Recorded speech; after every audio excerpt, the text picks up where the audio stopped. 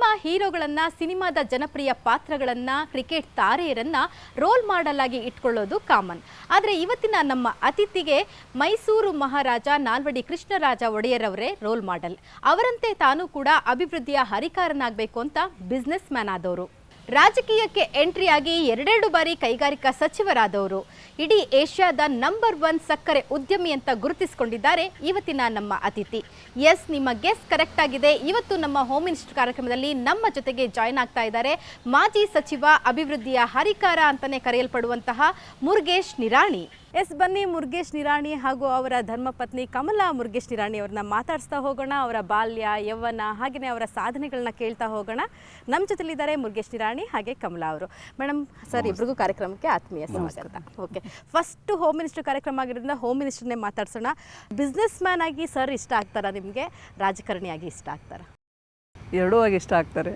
Okay, so ಯಾವಾಗ time ಸಿಗುತ್ತೆ ನಿಮಗೆ ಅವ್ರ ಹತ್ರ? ಟೈಮ್ ಸಿಗೋದು ಕಮ್ಮಿ. ಟೈಮ್ ಸಿಕ್ಕಿದಾಗ ಜಾಸ್ತಿ ಯಾವ ವಿಚಾರಗಳ ಬಗ್ಗೆ ಚರ್ಚೆ ಮಾಡ್ತೀರಾ? ನಾವು ಫ್ಯಾಮಿಲಿ ವಿಚಾರ ಬಿಟ್ಟರೆ ಬಿಸ್ನೆಸ್ಸಲ್ಲಿ ನಾವು ರಾಜಕೀಯದೊಳಗೆ ಅಷ್ಟೇನು ಗೊತ್ತಾಗಂಗಿಲ್ಲ, ನಮ್ಗೆ ಗೊತ್ತಿಲ್ಲ. ಫ್ಯಾಮಿಲಿ ಬಗ್ಗೆನೇ ಅಷ್ಟೇ ಡಿಸ್ಕಷನ್ ಮಾಡೋದು. ಸರಿ, 21 ವರ್ಷ ಆಗಿದ್ರೆ ಮ್ಯಾಕ್ಸಿಮಮ್ ನಿಮಗೆ, ನೀವು ಶುರು ಮಾಡಿದಾಗ 21-22 ವರ್ಷ ಅಂತ ಅನಿಸುತ್ತೆ ನೀವು. ಸೊ ಆ ಧೈರ್ಯ ಎಲ್ಲಿ ಬಂತು? ಅಂದರೆ ಬಿಸ್ನೆಸ್ನ ಶುರು ಮಾಡಬೇಕಿತ್ತು ಈ ಒಂದು ವಯಸ್ಸಿನಲ್ಲಿ ಅಂತೇಳಿ. ನನಗೆ ಚಿಕ್ಕಂದಿನಿರುವಾಗಲೂ ಸಹಿತ ಒಂದು ಏನಾದರೂ ಸ್ವಂತ ಉದ್ಯಮವನ್ನು ಮಾಡಬೇಕನ್ನುವಂಥದ್ದು, ನಾವು ಟಿ ವಿದಲ್ಲಿ ನೋಡುವಂಥದ್ರಲ್ಲಿರ್ಬೋದು ಅಥವಾ ಬೇರೆದವ್ರ ಉದ್ಯಮವನ್ನು ಮಾಡಿರುವಂಥದ್ರಲ್ಲಿರ್ಬೋದು. ಈ ರೀತಿ ಇದ್ದಾಗ ಯಾಕೆ ನಾವು ಒಂದು ಸ್ಟಾರ್ಟ್ ಮಾಡಬಾರ್ದು ಅನ್ನುವಂಥ ದೃಷ್ಟಿಯಲ್ಲಿ ನಾವು ಮಾಡ್ತಾಯಿದ್ದೀವಿ. ಓದಿನಲ್ಲಿ ಸ್ವಲ್ಪ ನಾನು ಹಿಂದೆ ಇದ್ದೆ, ಅಷ್ಟೇ ರ್ಯಾಂಕ್ ಸ್ಟೂಡೆಂಟ್ ಅಲ್ಲ, ಮಿನಿಮಮ್ ಫಸ್ಟ್ ಕ್ಲಾಸ್ ಆ ರೇಂಜಲ್ಲಿನೇ ಇರ್ತಾಯಿದ್ದೆ. ನಾವು ಅದು ಜಾಬಿಗೆ ಅಪ್ಲೈ ಮಾಡಿದ್ರು ಜಾಬ್ ಸಿಗುವಂಥ ಇರಲಿಲ್ಲ, ಅಷ್ಟು ಮಾರ್ಕ್ಸ್ಗಳನ್ನ ನಾನು ತೆಗೆದುಕೊಳ್ಳಿಕ್ಕಾಗಿರಲಿಲ್ಲ. ಆದರೆ ಏನಾದರೂ ಉದ್ಯೋಗ ಮಾಡೋಣ ಅನ್ನುವಂಥದ್ದೊಂದು ಇಂಜಿನಿಯರಿಂಗ್ದಲ್ಲೇ ಇತ್ತು. ಅದರಿಂದ ಚಿಕ್ಕದಾಗಿ ಸ್ಟಾರ್ಟ್ ಮಾಡಿ, ಅದು ದೇವ್ರ ದಯೆ, ನಮ್ಮ ರೈತ ಬಾಂಧವರ ಸಹಕಾರ, ಕಾರ್ಮಿಕರ ಸಹಕಾರ, ಇವೆಲ್ಲವುಗಳನ್ನು ನೋಡ್ಕೊತ ಬಂದರೆ ಕೇವಲ 20 ವರ್ಷದ ಅವಧಿಯಲ್ಲಿ ಇಡೀ ದೇಶದಲ್ಲೇ ಅತಿ ಹೆಚ್ಚು ಸಕ್ಕರೆ ಉತ್ಪಾದನೆ ಮಾಡುವಂಥ ಕಂಪ್ನಿ ಇವತ್ತು ನಿರಾಣಿ ಗ್ರೂಪ್ದಲ್ಲಿ ಆಗಿದೆ.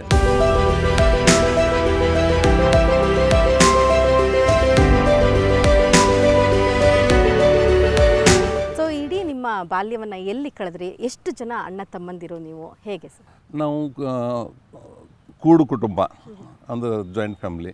ಅದರಲ್ಲಿ ನಮ್ಮ ತಾತ ಅವರಿಗೆ 5 ಮಂದಿ ನಮ್ಮ ಕಾಕಂದಿರೋದೆಲ್ಲ, ಒಬ್ಬರೇ ಅತ್ತೆ. ನಾನು ನಮ್ಮ ತಂದೆಯವರು ಮೊದಲೇ ಮಗ, ಗಂಡು ಮಗ. ನನಗಿಂತ ಎರಡನೇದವರು ಒಬ್ಬರು MLC ಇದ್ದಾರೆ, ಅವರು MCOM LLB. ಮೂರನೇದವರು BSc, ಅವರು ಅಗ್ರಿಕಲ್ಚರ್ ಮಾಡ್ತಾರೆ. ನಾಲ್ಕನೇದವರು ಇಂಡಸ್ಟ್ರಿ ನೋಡ್ಕೋತಾರೆ. ಐದನೇದವ್ರು ಪೂರ್ತಿ ಇಂಡಸ್ಟ್ರಿ ನೋಡ್ತಾರೆ. ಆಮೇಲೆ ನನಗಿಬ್ಬರು ಮಕ್ಕಳು, ಒಬ್ಬರು ವಿಜಯ್ ನಿರಾಣಿ ಮತ್ತು ವಿಶಾಲ್ ನಿರಾಣಿ. ಇಬ್ಬರು ನನ್ನ ಉದ್ಯೋಗದಲ್ಲೇ ಸಹಾಯ ಮಾಡ್ತಾ ಇದ್ದಾರೆ. ಸರ್, ಮನೆಯ ಹಿರಿಮಗ ಆಗಿದ್ದರಿಂದ ಜವಾಬ್ದಾರಿಗಳು ಜಾಸ್ತಿ ಇತ್ತಾ, ಹಾಗೇನೇ ಆಟ ಪಾಠಗಳು ಜಾಸ್ತಿ ಇತ್ತಾ? ಹಳ್ಳಿಯ ಸೊಗಡು ನಾವೇನು ಹೇಳ್ತಿರ್ತೀವಿ ಅವನ್ನೆಲ್ಲವೂ ಅನುಭವಿಸಿದ್ದೀವಿ. ಚಿಕ್ಕ ಮಕ್ಕಳಿದ್ದಾಗ ಯಾವ ರೀತಿ ಗಿಡ ಹತ್ತೋದಿರ್ಬೋದು, ಈಗೆಲ್ಲ ಕ್ರಿಕೆಟ್ ಆಡ್ತಾರೆ, ನಾವು ಚಿನ್ನಪನೆ ಅಂತ ಕರಿತೀವಿ, ಹಳ್ಳಿಯಲ್ಲಿ ಆಟ ಆಡೋದು. ಹಾಂ, ಅಂಥವೆಲ್ಲ ಹಳ್ಳಿಯಲ್ಲಿರುವಂಥದ್ದು ಎಲ್ಲನೂ ಅವ್ರ ಜೊತೆ ಇರ್ತಾಯಿದ್ದೀವಿ. ಮನೆಯಲ್ಲಿನೂ ದೊಡ್ಡ ಫ್ಯಾಮಿಲಿ ಇರ್ತಾ ಇರೋದ್ರಿಂದ ಅಷ್ಟೊಂದು ಜವಾಬ್ದಾರಿ ನಮಗೇನಿರಲಿಲ್ಲ. ಎಲ್ಲ ನಮ್ಮ ಜಾಯಿಂಟ್ ಫ್ಯಾಮಿಲಿದಾಗ ಎಲ್ಲ ಅವರೇ ನೋಡ್ತಾಯಿದ್ರು. ನಮ್ಮ ಶಿಕ್ಷಣಕ್ಕೆ ಹೆಚ್ಚಿನ ಆದ್ಯತೆಯನ್ನು ಕೊಟ್ಟರು. ನಮ್ಮ ಅತಿ ಚಿಕ್ಕ ಹಳ್ಳಿ ಆಗಿರೋದ್ರಿಂದ ನಮ್ಮ ಹಳ್ಳಿಯಲ್ಲಿ ನಾನೇ ಮೊದಲನೇ ಇಂಜಿನಿಯರಿಂಗ್ ಮುಗಿಸಿರುವಂಥದ್ದು.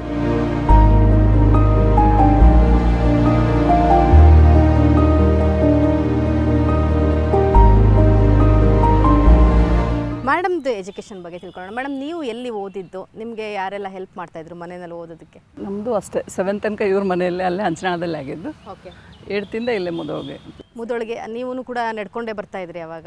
ಹಾಂ, ನಡ್ಕೊಂಡು ಹೋಗ್ತಿದ್ವಿ. ನಮ್ಮ ಮನೆಗೆ ಅಲ್ಲೇ ಸಮೀಪ ಇತ್ತು ಮನೆ, ಸ್ಕೂಲು ನೀರಿರೋದ್ರಿಂದ ನಡ್ಕೊಂಡೇ ಹೋಗ್ಯಾವ, ಯಾವಾಗಲೂ ನಡ್ಕೊಂಡೇ ಓಡಾಡ್ತಾ ಇದ್ರಿ. ಸೊ ಏನು ಎಜುಕೇಷನ್ ಮೇಡಮ್ ನಿಮ್ದಾಗಿರೋದು? BA ಆಗಿದೆ. BA ಆಗಿದೆ. BAಗೆ ನೀವು ಮತ್ತೆ ಮುದೋಳನಲ್ಲೇ? ಓಕೆ. ಸೊ ಸರ್, ಸ್ಕೂಲ್ ಲೈಫ್ನ ಯಾವ್ದಾದ್ರು ತುಂಟಾಟಗಳು, ತರಳೆ, ಅದೆಲ್ಲವನ್ನೇ ಹೇಳಬೇಕು ಅಂತಂದರೆ ಯಾವ್ದಾದ್ರು ನೆನಪಿದೆಯಾ ಸರ್, ಮರೆಯೋಕ್ಕಾಗ್ತಾನೆ ಇರೋವಂಥದ್ದು? ಹೌದು, ನಾವು ಚಿಕ್ಕವರಿದ್ದಾಗ ಹೊಳೆಗೆ ಸ್ನಾನ ಮಾಡ್ಲಿಕ್ಕೆ ಹೋಗ್ತಾ ಇದ್ದೀವಿ. ಅಂದರೆ ನಮ್ಮ ಕಡೆ ಸ್ವಿಮ್ಮಿಂಗ್ ಪೂಲ್ ಇರ್ತಾ ಇಲ್ಲ. ಆ ಸಂದರ್ಭದಲ್ಲಿ ಎವ್ರಿ ಸ್ಯಾಟರ್ಡೇ ಸಂಡೇ ಈ ರೀತಿ ನಾವು ಸ್ವಿಮ್ಮಿಂಗ್ ಮಾಡ್ಲಿಕ್ಕೆ ಅದು ಹೋದಾಗ ಅಲ್ಲಿ ಹುಡುಗರ ಜೊತೆ ಹೋಗಿ ಪೂರ ಈ ಕಡೆ ಹೊಳೆಯಿಂದ ಆ ಕಡೆ ದಾಟುವಂಥದ್ದು ದೊಡ್ಡ ಹಾಬಿ. ಅಂದರೆ ಟ್ರ್ಯಾಕ್ಟರ್ ಡ್ರೈವಿಂಗ್ ಮಾಡೋದು. ಆವಾಗಲೇ ನಾನು ಚಿಕ್ಕ 7th ಇದ್ದಾಗನೇ ನಾನು ಟ್ರ್ಯಾಕ್ಟರ್ ಹೊಡಿತಾ ಇದ್ದೆ. 12 years ಇದ್ದಾಗನೇ. ಮನೆಯಲ್ಲಿ ಟ್ರ್ಯಾಕ್ಟರ್ ಇತ್ತಾ ಅಥವಾ ಬೇರೆಯವ್ರ? ಇಲ್ಲ, ನಮ್ಮ ಟ್ರ್ಯಾಕ್ಟ್ರಿನೇ. ಅದೇ ನಾನು ತಿಳುವಳಿಕೆ ಬಂದಾಗನೇ ನಮ್ಮ ಮನೇಲಿ ಟ್ರ್ಯಾಕ್ಟ್ರ್ ಇತ್ತು. ಆಮೇಲೆ ನಾನು ಇಂಜಿನಿಯರಿಂಗ್ ಮುಗಿಸಿದಾಗ 5 ಟ್ರ್ಯಾಕ್ಟ್ರ್ ಇತ್ತು. ಅಮ್ಮ ಮಾಡ್ತಿದ್ದಂಥ ಯಾವ ತಿಂಡಿನ ನೀವು ತುಂಬ ಮಿಸ್ ಮಾಡ್ಕೊತೀರಾ ಇವಾಗ? ಇಲ್ಲ, ಅವರು ನಮ್ಮಲ್ಲಿ ಹಳ್ಳಿ ವಾತಾವರಣ ಇರೋದ್ರಿಂದ ಉತ್ತರ ಕನ್ನಡದಲ್ಲಿ ರೊಟ್ಟಿ ಜಾಸ್ತಿ ಮಾಡ್ತಾ ಇರೋದು. ಅವರು ಹಳ್ಳಿಯಲ್ಲಿ ರೊಟ್ಟಿ ಮುಟ್ಟಿಗೆ ಅಂತ ಹೇಳಿ ಮಾಡ್ತಾರೆ. ಅದು ರೊಟ್ಟಿ ಮಾಡಿ ಕಲ್ಲಲ್ಲಿ ಕುಟ್ಟಿ ಅದಕ್ಕೆ ಬೆಣ್ಣೆ ಮತ್ತು ಪಿಕಲ್ಸ್, ಉಪ್ಪಿನಕಾಯಿ, ಕೊತ್ತಂಬರಿ ಇವನ್ನೆಲ್ಲ ಹಾಕಿ ಮಾಡ್ತಾಯಿದ್ರು. ಮಾಡಿ ಕೈಯಿಂದನೇ ಅದನ್ನು ಇದು ಮಾಡಿಕೊಡ್ತಾಯಿದ್ರು. ಆ ಮುಟ್ಟಿಗೆ ಮತ್ತು ಕೆನೆ ಮೊಸರು ಅವೆರಡು ಥರದ್ದು ನೋಡಿದರೆ ಇವತ್ತಿಗೂ ಅದು ಬಾಯಲ್ಲಿ ನೀರು ಬರ್ತಾಯಿದೆ. ಆ ಟೇಸ್ಟು ನಮ್ಮ ಮೇಡಮ್ಗೂ ಮಾಡ್ಲಿಕ್ಕೆ ಬರಲ್ಲ. ನೋಡಿ ಮೇಡಮ್, ಕಂಪ್ಲೇಂಟ್ ಹೇಳ್ತಿದ್ದಾರೆ.